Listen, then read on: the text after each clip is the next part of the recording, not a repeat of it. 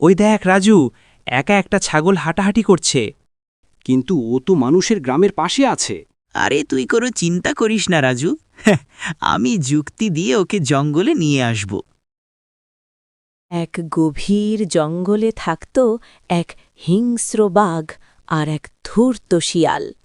দুজনেই সারা দিন জঙ্গলে ঘুরে বেড়াত, শুধু খাবারের খোঁজে। জানিস রাজু, আজ অনেকক্ষণ ঘুরলাম কিন্তু কিচ্ছুই পেলাম না। পেট তো খিদে চোঁ চোঁ করছে।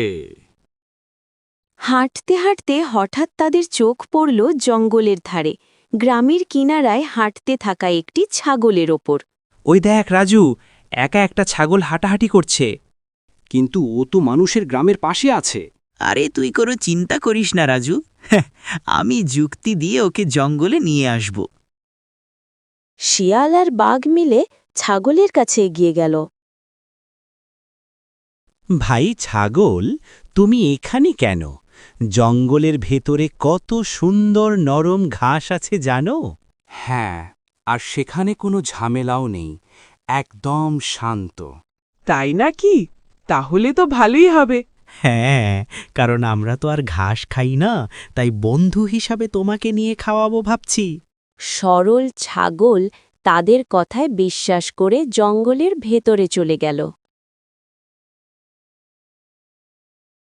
জঙ্গলের গভীরে পৌঁছতেই বাঘ আর শিয়ালের চোখে মুখে অন্যরকম ভাব ফুটে উঠল। এবার খাওয়ার সময় এসেছে। কিন্তু আগে ঠিক করি কে কোন অংশ পাবে। আমি বেশি নেব, বুদ্ধিটা তো আমারই।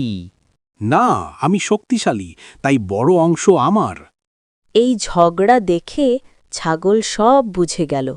সর্বনাশ, ওরা তো এখন আমাকে খেয়ে নেবে। এখানে থাকলে তো আর রক্ষা নেই।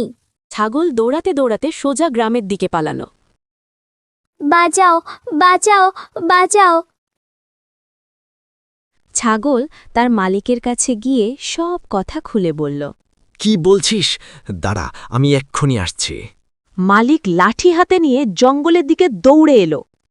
ওই দেখ, ছাগলের মালিক আসছে, চল এখান থেকে পালাই। তাই তো দেখছি, পালা পালা পালা।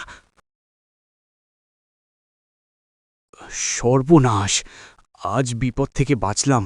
দেখেছিস, রাজু ভাগাভাগির কথা না বলে যদি আগেই খেয়ে নিতাম তাহলে এমনটা হতো না। ঠিক বলেছিস চিকু, এটাই আমাদের ভুল হলো রে। এটাকেই বলে পেয়ে ধন হারালাম। ভিডিওটি ভালো লাগলে লাইক, কমেন্ট এবং সাবস্ক্রাইব করুন। ধন্যবাদ।